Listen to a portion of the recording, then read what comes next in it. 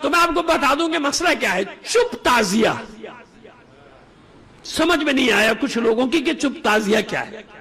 اچھا میرا درخواست یہ ہے کہ چلیے اگر آپ کی سمجھ میں نہیں آیا تو چپ تعزیہ اگر نام ہے تو کسی وجہ سے تو ہوگا نا. تو پہلے تو آپ کو تحقیق کرنی چاہیے کہ چپ تعزیہ کہا کیوں جاتا ہے نا. اس کی تاریخ پہ جانا چاہیے نا. بھائی ٹھیک ہے غلط صحیح ہے آپ کی مرضی, آپ اس کو غلط سمجھے صحیح سمجھے, میں آپ سے زبردستی نہیں منگوا سکتا صحیح. لیکن پہلی بات کیا ہے کہ یہ کہنے سے پہلے کہ یہ نام رکھ لیے, الٹے سیدھے نام رکھ دیے چپ تعزیہ, بھلا اس کا کیا مقصد ہے؟ بھائی اس کا مقصد پہلے آپ پوچھ تو لینا, پہلے پڑھ لیں. اگر آپ نے نہیں پڑھا تاریخ پڑھ لیں, آپ کو معلوم ہو جائے گی عزاداری کی تاریخ میں کہ چپ تعزیہ کہاں سے آیا, کیوں آیا, کون لایا. پھر آپ کی مرضی ہے, پھر بھی آپ کی مرضی ہے بھائی, آپ مانیں یا نہ مانیں. میں کون ہوں زبردستی آپ سے منوانے والا. تو سنیے چپ تعزیہ کی تاریخ تاکہ آپ کو بھی ہمیشہ یاد رہے کہ یہ 8 ربیع الاول کے جلوس کو چپ تعزیہ کیوں کہا جاتا ہے. یہ تاریخی سند آپ کے حوالے کرنے جا رہا ہوں میں, اور انشاءاللہ مجھے یقین ہے کہ ہمیشہ یہ چیزیں آپ کے کام آئیں گی. 1857 جس کو انگریز نے نام دیا غدر کا, ہم نے نام دیا جنگ آزادی کا, ہے نا. وہ تو غدر کا نام دیا, حالانکہ ان کی حکومت تو نہیں تھی. لیکن خیر اس غدر میں آپ یاد رکھیے گا کہ 2-3 جگہوں پہ سخت مزاحمت ہوئی, جن میں ایک سلطنت ہے اودھ کی. اسی لیے اودھ کا مذاق بنایا گیا انگریز, یہ انگریز مذاق بنا, جو ان سے لڑا نا ان کا مذاق بنایا. مطلب سکھ لڑے ان کا مذاق بنایا, اور قوموں کے نام نہیں لینا چاہتا, وہ لڑے ان کا مذاق بنایا. سب سے سخت مزاحمت ہوئی اودھ میں, ملکہ حضرت محل, کیونکہ باجد علی شاہ کو تو گرفتار کر لیا گیا تھا نا, وہ گرفتار کر کے وہ آگرے کے قلعے پہنچا دیا گیا تھا باجد علی شاہ کو. تو اس کی ملکہ جو تھی ملکہ حضرت محل, اور میں یہ آنکھوں سے دیکھ کر آیا ہوں بھائی, یہ لکھنؤ کی بات کر رہا ہوں اور کہیں کی بات نہیں کر رہا. جہاں کے باقے مشہور کیے تھے نا انگریزوں نے, وہ باقے جانباز ہوتے تھے. کیا ہوتے تھے؟ جانباز, لڑاکے ہوتے تھے. لیکن ان کو انگریزوں نے دوسری صورت بنا کے پیش کیا. اب میں بتانے جا رہا ہوں آپ کو تاریخ.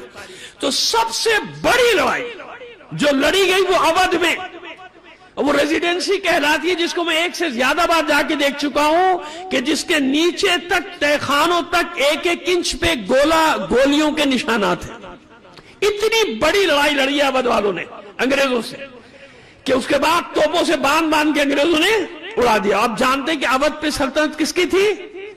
مومنین کی تھی نا, آبادی سب کی تھی, لڑے سب تھے, ہندوؤں نے بھی ساتھ دیا تھا, ہمارے اہل سنت برادران نے بھی ساتھ دیا تھا, کیونکہ سلطنت اودھ کے نوابین جو تھے ان کی مہربانیاں مشہور تھی نا. وہ الگ ایک تاریخ ہے کہ کب سے ان کی مہربانیاں مشہور ہوئی.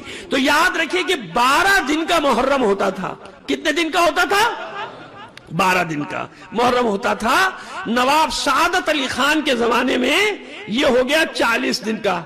یعنی جب انگریزوں سے بھی لڑائیاں چل رہی تھی, یہ سن 40 سے 50 کا زمانہ, اس میں چہلم تک پہنچا دیا گیا کہ چہلم بھی بنایا جانا چاہیے. تو چہلم پہ عزاداری ختم ہو جاتی تھی. کیا ہو جاتی تھی؟ چہلم پہ عزاداری. چہلم پہ آخری تعزیہ, پہلے آپ کو زبانی بتا دینا سب, پھر پڑھ کے بتائیں گے کتاب سے, اور حوالہ بھی دے دیں گے کتاب کیا ہے اور اس کا مصنف کون ہے.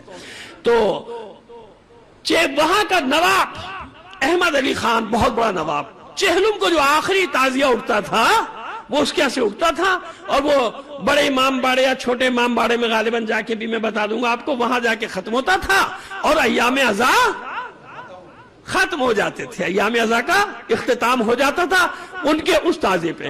اور جب وہ تعزیے اٹھتے تھے نا نوابین کے, تو مراتب کے ساتھ, ماہی مراتب کہا جاتا تھا, یعنی جناب وہ نقارے اور یہ ساری چیزیں ساتھ ساتھ, جیسے وہ غم کے, جیسے آپ مشہد میں دیکھتے ہیں نقارے بجتے, تو اس طرح سے ہو جاتے تھے.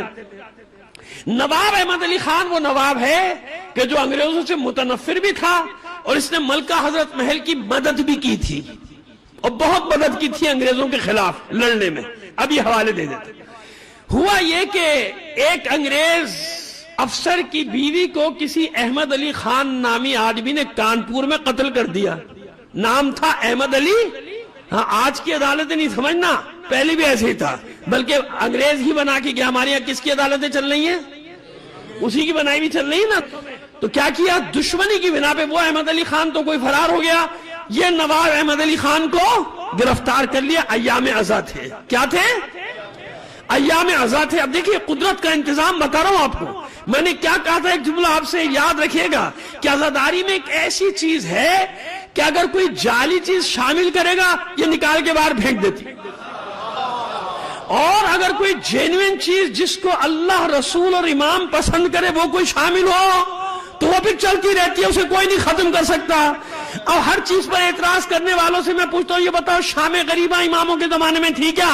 پہلا جلوس ہجری 357 میں برآمد ہوا پہلا جلوس، یعنی باقاعدہ باضابطہ عاشور کا ماتمی جلوس۔ ہر چیز کا ارتقاء ہوتا ہے، اصلی چیزیں داخل ہوتی چلی جائیں تو۔ اب ہوا کیا کہ یہ ان کو پھانسی کی موت کی سزا کا اعلان ہو گیا، اور چہلم آنے والا، چہلم میں رہ گئے چند دن۔ جب ان کو موت جس دن پھانسی دی جانی تھی اس سے ایک دن پہلے وہ اصلی قاتل غیرت میں آیا اور وہ حاضر ہو گیا۔ ابھی میں پڑھ کے سناتا ہوں آپ کو۔ وہ حاضر ہو گیا اور اس نے حاضر ہو کر کہا کہ بھائی یہ قاتل نہیں ہے، میں نے قتل کیا۔ اب ظاہر عدالت بھی مجبور ہے جب قاتل خود اعتراف کر لے تو۔ اب یہ رہا تو ہو گئے، لیکن پریشان یہ کہ اب وہ اتنا بڑا چہلم میں کیسے مناؤں، کیسے کروں، کس طرح سے کروں؟ اور وہ پرمٹ کے سلسلے بھی اسی وقت انگریزوں نے یہ ساری چیزیں، وہی زمانہ تھا جاری ہو رہے تھے۔ میں کیونکہ دیکھ چکا ہوں 1862 کا ایک پرمٹ کراچی میں ایک میں دیکھ چکا ہوں، 1862 کا آج تک وہ چل رہا ہے، پرمٹ ہے اس کے متعلق ماشاءاللہ۔ تو خیر اب یہ ایک مسئلہ ہو گیا، گڑبڑ ہو گئی کہ بھئی چہلم قریب آ رہا ہے، یہ سارا انتظام ہو نہیں سکتا۔ انگریزوں نے اجازت نہیں دی، انگریز حکومت نے اجازت نہیں، کہا کہ اور کسی دن کرنا ہے تو کر لو۔ اچھا اب یہ میٹنگ بیٹھی مومنین کی، جب یہ میٹنگ بیٹھی کیا کیا جائے تو کہا کہ اچھا ایسا ہے کہ 8 ربیع الاول معصوم کی شہادت کی تاریخ آ رہی ہے، لہذا اس تک ہم انتظام بھی کر لیں گے اور کچھ بھاگ دوڑ کر کے کچھ نہ کچھ اجازت لے لیں گے۔ اور جب اتنے دن آگے بڑھ گیا، ایسے معاملے میں اللہ عقلوں کو خبت کر دیتا ہے نا، انگریزوں کی عقلیں بھی خبت ہو گئیں، وہ خوش ہو گئے کہ چہلم بند ہو گیا، وہ خوش ہو گئے کہ چہلم بند ہو گیا۔ ہاں ٹھیک ہے 8 ربیع الاول کو کر لو، 8 ربیع الاول کو کر لو۔ جب 8 ربیع الاول کی اجازت، لیکن شرط کے ساتھ دی کہ ماہی مراتب نہیں ہوں گے، ماتم نہیں ہوگا، نقارے نہیں ہوں گے، خاموشی سے جاؤ گے، بازار بھی بند نہیں ہوگا۔ مان لیا کہ ٹھیک ہے، علماء نے تائید کر دی، علماء نے تائید کر دی، ٹھیک ہے جلوس تو اٹھاؤ نا تاکہ ایام اعزاء اختتام تو ہو۔ اب ہوا یہ کہ 8 ربیع الاول کو جب یہ تعزیہ برآمد ہوا تو ہزاروں شیعہ خاموشی سے جا رہے تھے، سمجھ گئے، خاموشی سے جا رہے تھے تعزیہ صادرہ۔ تھوڑی دور چل کر ایک آدمی ایک مصرع یا 2 مصرع پڑھ دیتا تھا لوگوں کو روک کے۔ وہ ابھی پرانے لوگوں کو یاد ہوگا، مجھے تو اچھی طرح یاد ہے، اب تو کچھ اور ہو گیا معاملہ۔ ہم جب چلتے تھے، بڑھے چلیے ادب اور قاعدے سے، سواری ہے شہید کربلا کی، اب سمجھ میں آیا۔ تو جب وہ خاموشی سے گیا تو آئندہ سال بھی انگریزوں نے کیا کیا کہ نہیں اس تاریخ کو اٹھایا تھا لہذا اسی تاریخ کو اٹھاؤ گے۔ تو یوں قدرتی طور پہ ہوا کیا کہ عزاداری جو 40 دن کی تھی وہ 8 ربیع الاول تک بڑھ گئی، چہلم تک تو لوگ منانے ہی لگے نا۔ یہ آپ کو تاریخی بات بتا رہا ہوں۔ چپ تعزیہ جیسے اصطلاح پڑ جاتی نا اصطلاحاً، کیونکہ خاموشی سے جاتے تھے بیچارے، وہ آج چپ تعزیہ ہے بھائی، خاموشی سے جانا ہے، تو اس کی تاریخ ہے۔ اللہ کے بندو، تنقیدیں کرنے سے پہلے، اپنی بقراتیت جھاڑنے سے پہلے تھوڑا سا تاریخ پڑھ لیا کرو کہ اگر کسی چیز کا کوئی نام رکھا گیا ہے تو اس کا کوئی تاریخی پس منظر ہے۔ چپ تعزیہ یوں کہا جانے لگا تو ایک کہنے میں کیا حرج ہو گیا، کیا ہو گیا کہنے میں حرج؟ اگر اس کا اس زمانے سے لوگوں نے بیچاروں نے خاموشی سے جاتے تھے جلوس لے کے، اور پھر عزاداری بڑھی کہ نہیں بڑھی؟ 18 دن چہلم تو ہونے لگا، بعد میں چہلم تو منانے ہی لگے شیعہ۔ اور پھر ابھی بڑے کارنامے تھے اس زمانے کے علماء کے، کس طرح سے اپنی مسجدوں کو واپس لیا انگریزوں سے، آصفی امام باڑے کو واپس لیا، جمعہ مسجد کو واپس لیا۔ یہ ایک الگ تاریخ ہے وقت کی، لیکن کیونکہ بتایا نہیں جاتا، ہمیں یہی بتایا جاتا ہے کہ وہاں کے علماء نے تو کچھ کیا ہی نہیں، ہیں وہ سارے بیکار تھے. برے صغیر میں پتہ نہیں کیسے تشیع ایسے پھیل گیا اتنی تیزی سے. وہ تو سارے بیکار تھے وہاں کے. صلوات بھیجیے محمد آل محمد پر. کچھ کیا ہی نہیں. سمجھ میں آگے. اب آئیے کتاب کے مصنف کا تعارف کرا دوں, سید شکیل حسن کا, کہ جو 38 سال سے, شاید 40 ہو گئے ہوں, لیکن میرا حساب یہ کہہ رہا ہے کہ 38 سال سے وہ میڈیا سے وابستہ ہے, اور میڈیا کے بھی اعلیٰ ترین عہدے پر, آج بھی اعلیٰ ترین عہدے پر اس ملک میں نہیں ہے. ٹھیک ہے نا. اچھا, پھر اس نے فارسی, عربی, انگلش, سنسکرت, اردو, ان 5 زبانوں پہ مادری زبان کی طرح اس کو عبور حاصل ہے. اس میں 2-3 زبانوں میں جہاں تک میں جانتا ہوں ماسٹرز بھی علی گڑھ یونیورسٹی سے کیا ہوا ہے. اور ایک اعزاز اس آدمی کا یہ ہے کہ میڈیا کی تاریخ یعنی صحافت کی تاریخ کی دنیا میں پہلی کتاب اس نے لکھی ہے. اب سمجھ میں آ گیا کہ محقق ہے.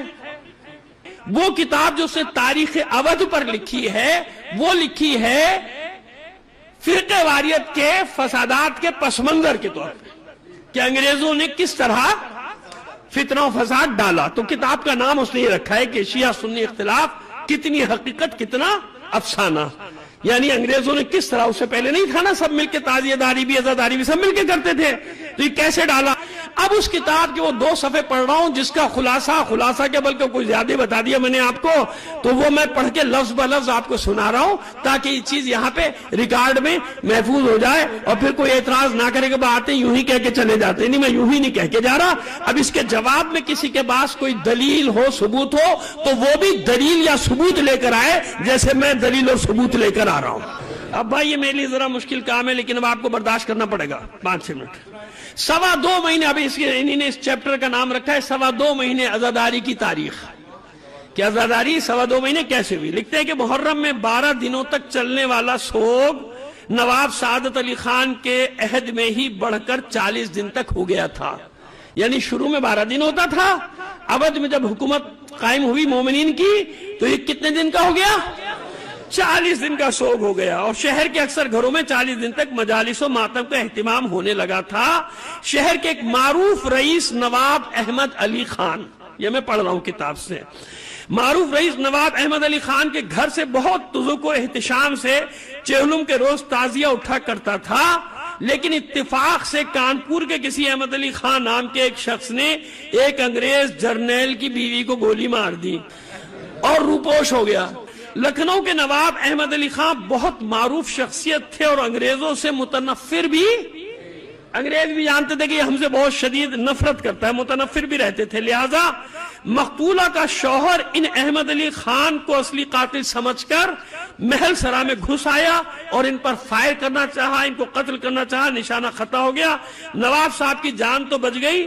اس واقعے کے بعد بجائے اس کے کہ حملہ آور گرفتار ہوتا, نواب احمد علی خان گرفتار ہو گئے, جیسے ماشاءاللہ آپ کیا ہوتا ہے, مظلوم اندر ظالم باہر.